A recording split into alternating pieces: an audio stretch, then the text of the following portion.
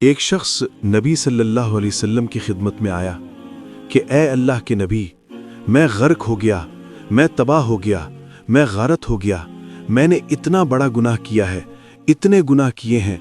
نبی صلی اللہ علیہ وسلم نے پوچھا، کیا تو نے زنا کیا ہے؟ کہا میرا گناہ اس سے بھی بڑا ہے۔ نبی صلی اللہ علیہ وسلم نے پوچھا، کیا تو نے چوری کی ہے؟ کہا میرا گناہ اس سے بھی بڑا ہے۔ کیا تو نے ڈاکہ ڈالا ہے؟ زنا کیا ہے؟ میرا گناہ اس سے بھی بڑا ہے۔ وہ کون سا گناہ ہے جو آسمانوں سے بھی بڑا ہے اور زمین سے بھی بڑا ہے؟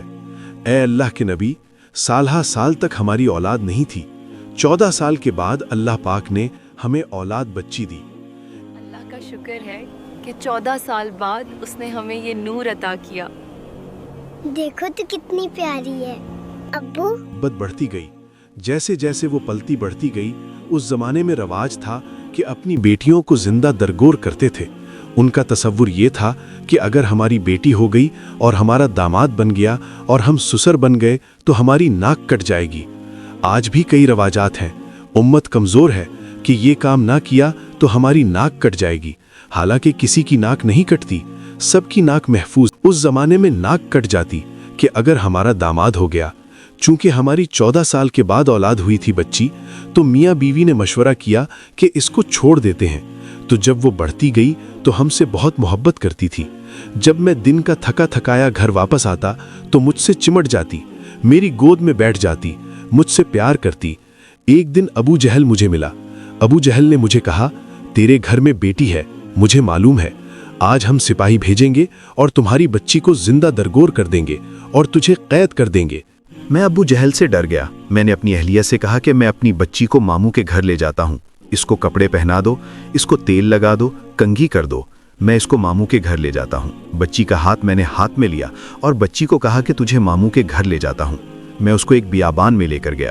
بچی نے مجھے کہا کہ ابو مجھے کہاں لے جا رہے ہو؟ ماموں کا گھر تو ادھر نہیں ہے۔ میں خاموش۔ مجھے کہاں لے جا رہے ہو؟ ماموں کا گھر تو اس طرف نہیں ہے۔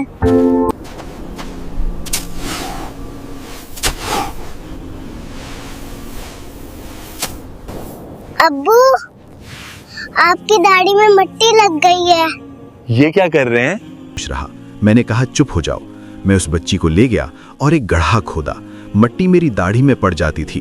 میری معصوم بچی وہ مٹی میری داڑھی سے ہٹاتی تھی کہ ابو آپ کی داڑھی میں مٹی آ گئی ہے۔ جب وہ گڑھا مکمل ہو گیا تو میں نے اس کو اس میں ڈال کر گڑھا بند کر دیا اور وہ روتی رہی، روتی رہی۔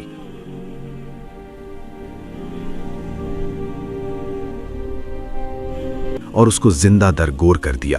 آخر میں اس نے کہا کہ ابو اگر آپ نے یہ کام کرنا تھا تو میں امی سے آخری ملاقات تو کر لیتی، اس کو الوداع تو کہہ دیتی۔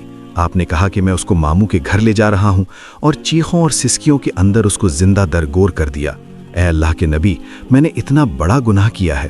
آقا صلی اللہ علیہ وسلم نے کیا کہا کہ لا الہ الا اللہ کا کلمہ اتنا بڑا اور مبارک اور اعلیٰ و عرفہ ہے کہ اگر 100 سالہ بوڑھا کافر بھی اس کو پڑھ لے تو اس کے پچھلے سارے گناہ معاف ہو جاتے ہیں۔ سبحان اللہ۔